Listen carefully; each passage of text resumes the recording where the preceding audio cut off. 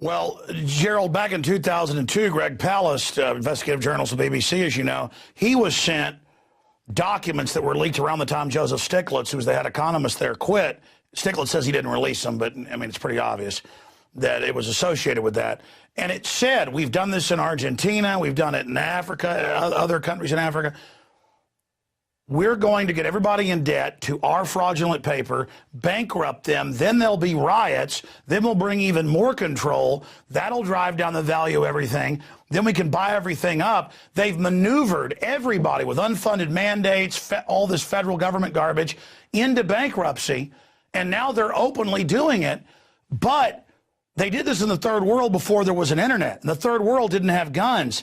I mean, they are going to try to totally bankrupt everybody just so they can consolidate everything. I don't see them getting away with it. As a trends forecaster who's been extremely accurate, Gerald, what do you see? I mean, obviously you predicted the Tea Party uprisings, tax rebellions 5-6 years ago. Now it's all manifesting.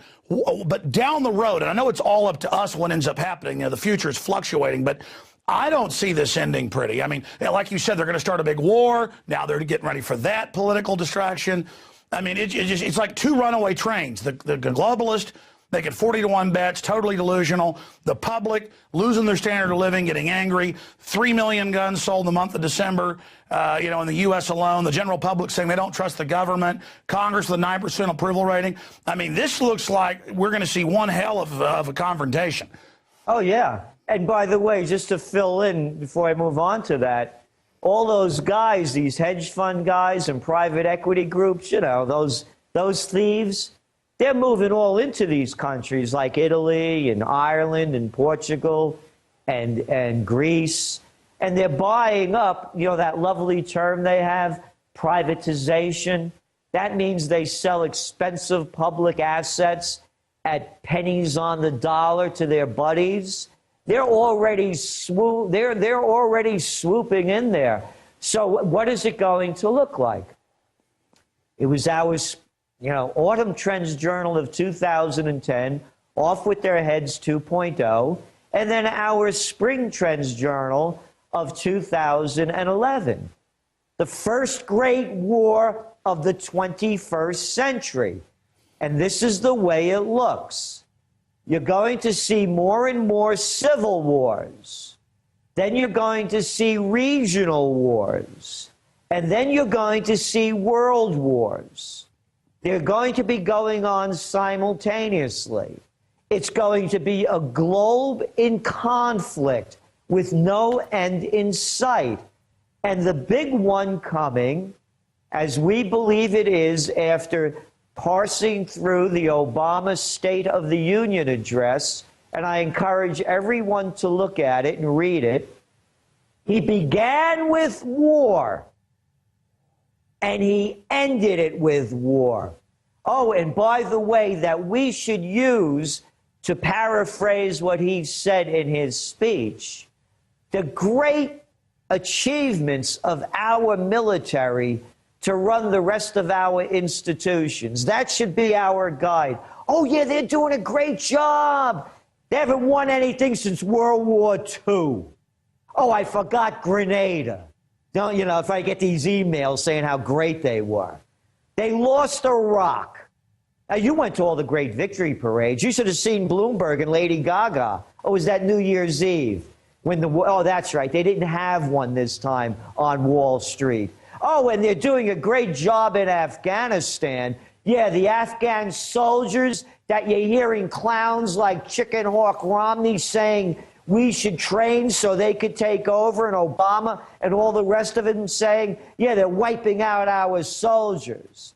Oh, and the lovely war they started in Libya, a civil war. Read the speech, because at the end of the speech, do you know who Obama goes after?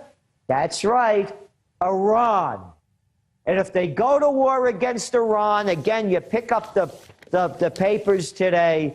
Oh, I'm shocked. They're saying at a Senate meeting that Iran, if they're attacked, they're going to retaliate by possibly striking Americans at home.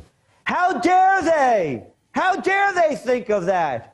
And what genius could have figured that out? Oh, no, bomb the hell out of them. No, you're right. Hold on. It's outrageous that if you bomb somebody, they might. Well, I saw a police captain a few months ago when they were beating Occupy Wall Street people. They said balling up is now resisting.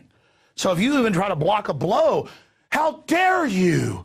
If I walked up and wanted to punch you in the nose and you blocked it and punched me back, you're the bad person. You see, Alex, this is what happens in third world nations. And this isn't rhetoric, it's fact. You look at the decline in the number of people that own homes. You look at how many people that are unemployed now for well over a year. You look at the gap between the rich and the poor in the United States. It rivals countries like Zambia, according to the CIA World Fact Book. We're way down on the bottom on every list, whether it's from quality of life to education to health care. We don't even come close to win, place, or show. This is what happens in a declining economy. And as I said back in 2008, when we began to bail out the too big to fails, that the merger of state and corporate powers, by definition, is called fascism.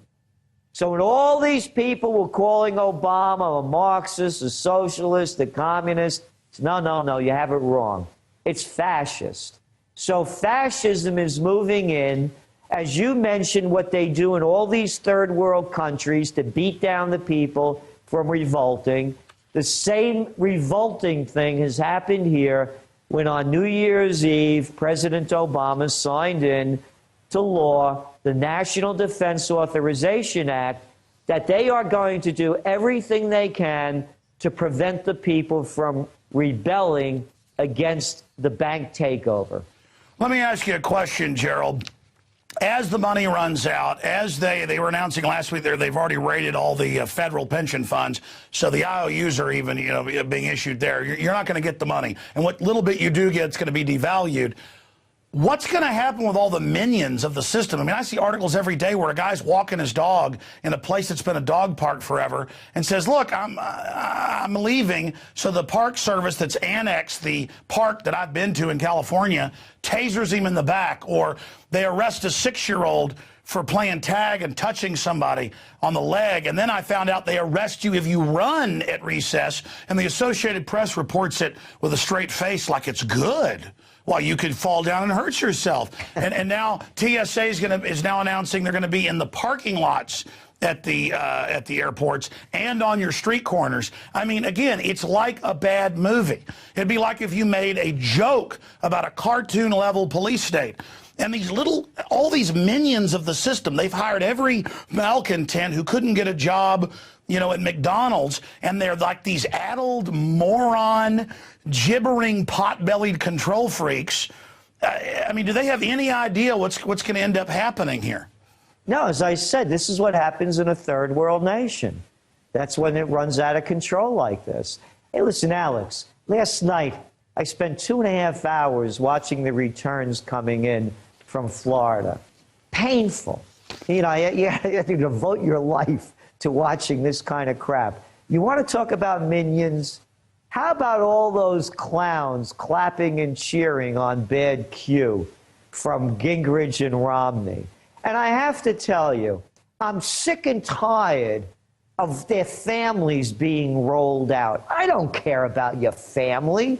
I hire somebody to do a job. How good are you doing the job? I don't care who your kid is.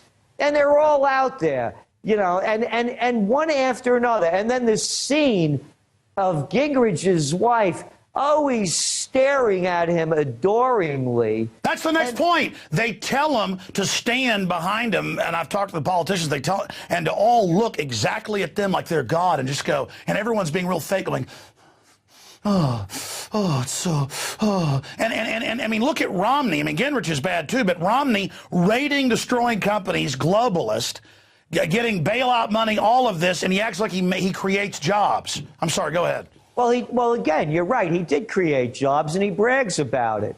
He created jobs for Staples and Sports Authority. You can have a wonderful career there. I mean, there's a place for you to stock shelves. Or how about one of those wonderful cashier jobs where you could put things in bags and then hand them to people and say, thank you, have a nice day. Oh, and Sports Authority, the same thing. Wonderful. He put out of business all those people that used to own stationery stores.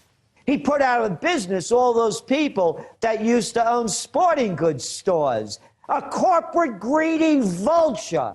That's all they are, one after another. And you asked about the minions? They clap like little kids. I told you, the worst job I ever had was when I was the assistant to the Secretary of the New York State Senate. I'd be BSing with my buddy in the back of the chamber, a young guy, you know, my 20s. All of a sudden, the senator would walk in. My buddy would leave me like a little puppy dog, pull out the chair, and help the senator sit down. He'd come back. I said, what's the matter, man? The cat can't sit down by himself. He needs some help. That's all this is. It's losers sucking up and bowing down, hoping to move up the ladder a little bit. Whether it's those fat boys that you were talking about with the pot bellies that so bravely taser people or beat the hell out of them with their billy clubs while I got 80 of their buddies around with them, or those little creeps on TV clapping and cheering at every lame word that spews out of the greedy vultures' mouths. And one more thing, and I want to make this really clear. I am, as you well know, a political atheist.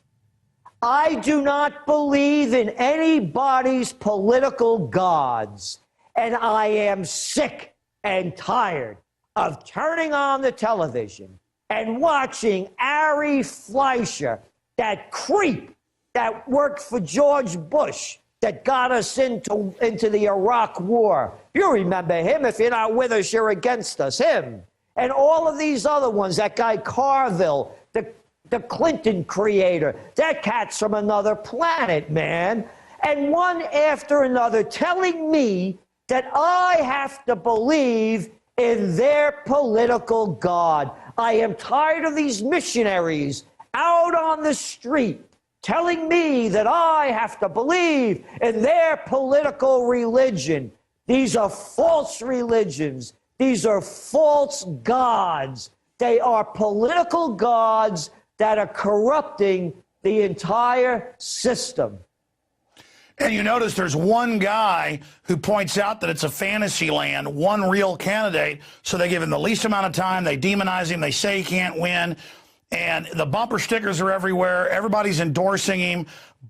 There's clearly, they caught him in South Carolina and Iowa, there's fraud. Ron Paul is definitely right in second, probably even first place from what I've seen. It turned out Mitt Romney and Gingrich have to pay most of the people to be at their events. There was an article, 92% Gingrich got caught of his tweets are fake. They can't even get audiences. Take MSNBC, their biggest shows might have 1 million. Fox, a couple million. It's incredible. My show has millions of listeners, Gerald. You have millions of people that follow what you're doing.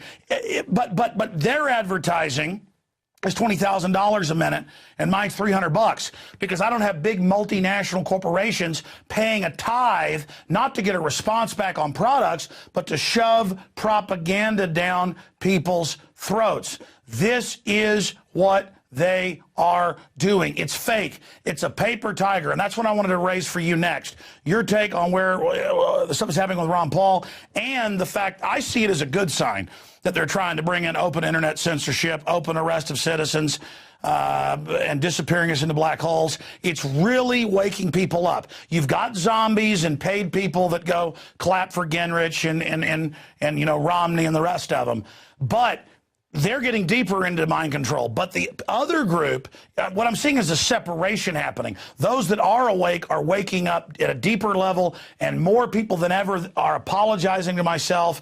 Talk shows I go on, people in the streets. I mean, folks now are really starting to get it, and they're really going to wake up when they lose everything.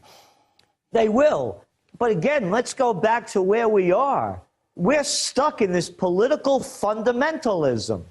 that we have only the choice of very bad and very terrible. What kind of self-respecting adult would say when they go to the polls on election day, I voted for the lesser of two evils?